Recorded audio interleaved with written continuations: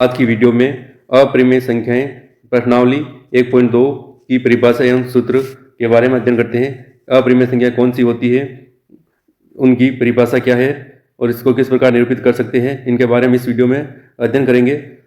जिसमें पहला है अपरिमेय संख्याएं की क्या परिभाषाएं हैं। तो वे संख्याएं जिन्हें p बटा q के रूप में नहीं लिख सकते हैं वे अपरिमेय संख्या कहलाती है। अर्थात जो परिमेय नहीं वो कौन सी होगी, अपरिमेय होती है।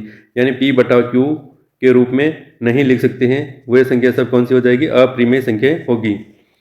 तो अपरिमेय संख्याओं में सर्वप्रथम √2 एक अपरिमेय संख्या है और अपरिमेय संख्या परिभाषा से कोई संख्या s को अपरिमेय संख्या कहा जाता है यदि इसे p बटा q के रूप में नहीं लिखा जा सकता हो, जहां p और q पूर्णांक है और q का मान कभी 0 नहीं है। तो मान लो कोई संख्या s है जिन्हें p बटा q के रूप में नहीं लिख सकते हैं, तो वह संख्या कौन सी कहलाएगी, अपरिमेय संख्याएं कहलाती है। जैसे कि √2, √3, √15, पाई और 0.10110110 इस प्रकार की संख्या कौन सी संख्या कहलाती है, अपरिमेय संख्याएं कहलाती है।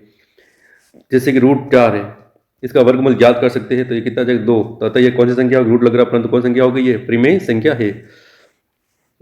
इसको प्रतिरोध रूट का प्रयोग करते हैं और संख्या का धनात्मक वर्गमूल है, अर्थात √4 जैसे 2 है तो ये 2 और -2 दोनों ही 4 के क्या है, वर्गमूल है, अर्थात ये दोनों क्या होगी, परिमेय संख्या है। इसी प्रकार पाई भी क्या है, एक अपरिमेय संख्या है। यानी वे संख्या जिनका वर्गमूल नहीं ज्ञात कर सकते वे अपरिमेय संख्याएं होती है। और अपरिमेय और परिमेय मिलकर कौन संख्या निर्माण करते हैं, वास्तविक संख्या निर्माण। यानी सभी परिमेय संख्या और अपरिमेय संख्याओं के संग्रह से जो प्राप्त होता है उसे कौन सी संख्या कहते हैं, वास्तविक संख्या को नाम दिया जाता है। यानी वे सभी संख्या कौन सी होती है, वास्तविक संख्या होती है, जिसे R से दर्शाते हैं। R के अंदर सभी संख्या आती है, परिमेय तथा अपरिमेय, प्राकृत संख्या है, पूर्ण संख्या, ये सभी कौन सी संख्या है, वास्तविक संख्या है। वास्तविक संख्या या तो परिमेय होगी या अपरिमेय संख्या हो सकती है। यह कहते हैं प्रत्येक वास्तविक संख्या को संख्या रेखा के एक अद्वितीय बिंदु से निरूपित किया जाता है। साथ ही संख्या रेखा का प्रत्येक बिंदु एक अद्वितीय वास्तविक संख्या को निरूपित करता है। यही कारण है कि संख्या रेखा को वास्तविक संख्या रेखा कहा जाता है। जो संख्या रेखा बनाते हैं तो ये प्रत्येक संख्या वास्तविक संख्या को निरूपित करेगा। इस प्रकार संख्या रेखा बनाते हैं अपन। ये जो संख्या रेखा या बटा में भी मान हो सकता है वो कौन सी, वास्तविक संख्या रेखा कहलाती है। आगे जैसे कि ये उदाहरण नंबर 3, संख्या रेखा पर √2 का स्थान निर्धारित कीजिए। यानी √2 को संख्या रेखा पर दर्शाना किस प्रकार दर्शाएंगे। जैसे कि संख्या रेखा बना रखी है, 0 बिंदु है, यहाँ से क्या कहा, एक एकक मात्र लंबाई की भुजा वाला वर्ग OABC है। जैसे ये OBC उदाहरण के रूप में समझ रखा है इन्होंने कि भी OA भुजा की लंबाई 1 है और इसकी भी लंबाई कितनी, 1 है। तो पाइथागोरस प्रमेय से कर्ण स्क्वायर बराबर आधा स्क्वायर प्लस लंब स्क्वायर यानी √1 का स्क्वायर प्लस 1 का स्क्वायर यानी कितना, √2 आ जाएगा। तो इस प्रकार से तो अपन ने क्या किया, पहले यहाँ संख्या रेखा पर इधर प्लस में 1 इकाई और यहाँ पर भी 1 इकाई का बनाया। फिर क्या करें, पाइथागोरस प्रमेय से तो यह क्या, संख्या रेखा पर √2 को किस प्रकार निरूपित करते हैं, शीर्ष O यानी 0 के साथ संपाती बना रहे, तो इसको इस रूप में इन्होंने दर्शाया है। पहले क्या किया, यहाँ से 1 इकाई ले लिया, यहाँ से भी 1 इकाई का लंब खींचा, इन दोनों को मिला लिया। अब ये पाइथागोरस प्रमेय से पाइथागोरस प्रमेय से क्या होता है, कर्ण स्क्वायर यानी कर्ण या 90 डिग्री सामने वाला भुजा, तो यानी 1 का स्क्वायर √1 का स्क्वायर प्लस 1 का स्क्वायर बराबर √1 प्लस 1 कितना गया, √2 आ गया। तो √2 ये भुजा अपन √2 दर्शाना। तो यहाँ अब प्रकार की नोक यहाँ रख के पेंसिल की नोक यहाँ रखेंगे, फिर चाप बनाएंगे, तो ये जो P बिंदु आएगा तो ये किसको दर्शाएगा, √2 दर्शाएगा। यानी 0 से लेकर यहाँ P तक की जो है दूरी वो किसको दर्शाती है, √2 को दर्शाएगी। तो इसने ये लिखा है कि OB बराबर √2 है। एक प्रकार की सहायता से O को केंद्र और OB को त्रिज्या मानकर एक चाप खींचा जो संख्या रेखा को बिंदु P पर काटता है, तब बिंदु P संख्या रेखा पर √2 के संगत होता है। यानी जो मान प्राप्त होगा और ये P जो बिंदु दर्शाएगा किसको दर्शाएगा, √2 को दर्शाएगा। अगला इसी प्रकार उदाहरण नंबर 4, वास्तविक संख्या रेखा पर √3 का स्थान निर्धारित कीजिए। यानी √3 को दर्शाना है तो पहले वही एक लंबाई यानी OA से बड़ा एक लंबाई ले लिया, फिर यहाँ से लंब वाला ये भी एक ले लिया। अब पाइथागोरस प्रमेय से हुई 1 और 1 को 1 का स्क्वायर प्लस 1 का स्क्वायर, इसका वर्गमूल लेकर कितना है, √2 आ जाएगा। ये जो दर्शाएगा √2 दर्शाएगा। अब पुनः अपन को चाहिए √3 चाहिए, तो अपन ने क्या किया, यहाँ समकोण बना तो 1 लिया, 1 अब इसको पाइथागोरस प्रमेय लगाएंगे इसमें तो क्या आएगा, √2, तो ये भुजा कितनी, ये और ये दोनों ले रहे हैं हम, √2 का स्क्वायर प्लस उधर कितना है 1 का स्क्वायर बराबर ये दोनों वर्गमूल निकालेंगे तो क्या आ जाएगा, ये तो हो जाएगा 2 + 1 बराबर √3। ये √3 या √3 को निर्धारित करना, तो ये जो दूरी होगी किसको दर्शाएगी, √3 को दर्शाएगी।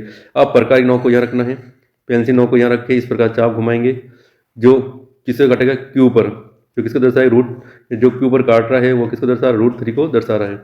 तो इसको इस रूप में समझ सकते हैं। क्या क्या सर्वप्रथम इन्होंने ओबी पर क्या किया, ओबी पर एक एकक लंबाई, इस चित्र में ओबी पर एकक लंबाई वाले लंब BD की रचना की, यानी एक लंब BD की रचना कर रहे हैं। ओबी ये लंबाई रूट 2 निकाल ली पहले से अपन ने। फिर पाइथागोरस प्रमेय लागू करने पर OD यानी ओ से लगा ये दूरी निकाल ले तो रूट कर्ण, तो यह क्या हो जाएगा, लंब स्क्वायर प्लस आधा स्क्वायर या रूट 2 का स्क्वायर प्लस 1 का स्क्वायर बराबर कितना है, रूट 3 प्राप्त होता है। एक प्रकार की सहायता से O को केंद्र, OD को त्रिज्या मान रहे हैं, चाप खींचा यानी O को केंद्र मान रहे हैं, इसको ये त्रिज्या ले OD। अब यहाँ पर 9 इस प्रकार घुमाएंगे, जो बिंदु क्यू प्राप्त हो रहा है वह किसको दर्शा रहा है, रूट 3 को दर्शा रहा है। तो मानकर एक चाप खींचा जो संख्या रेखा को बिंदु क्यू पर काटता है तब क्यू रूट 3 के संगत है। इस प्रकार रूट 3 को संख्या रेखा पर दर्शाते हैं। प्रश्नावली के सवाल 1.2, नीचे दिए गए कथन सत्य है या असत्य है, कारण से उत्तर दीजिए। प्रत्येक अपरिमेय संख्या एक वास्तविक संख्या होती है, सही है, क्योंकि वास्तविक संख्या परिमेय तथा अपरिमेय संख्या दोनों से मिलकर बनी होती है, इसलिए सत्य है। संख्या रेखा का प्रत्येक बिंदु रूट m के रूप का होता है, जहाँ m एक प्राकृत संख्या है, असत्य है, क्योंकि रूट m प्रकार का नहीं होता, क्या परिमेय संख्या भी होती है, अपरिमेय संख्या भी दोनों होती है, इसलिए कथन क्या जाएगा, असत्य है। प्रत्येक वास्तविक संख्या एक अपरिमेय संख्या होती है, क्यों, ये भी गलत है, क्योंकि प्रत्येक अपरिमेय संख्या क्या होती है, वास्तविक संख्या होती है, ठीक है, इसलिए कथन गलत है। दूसरा सवाल, क्या सभी धनात्मक पूर्णांकों के वर्गमूल अपरिमेय होते हैं?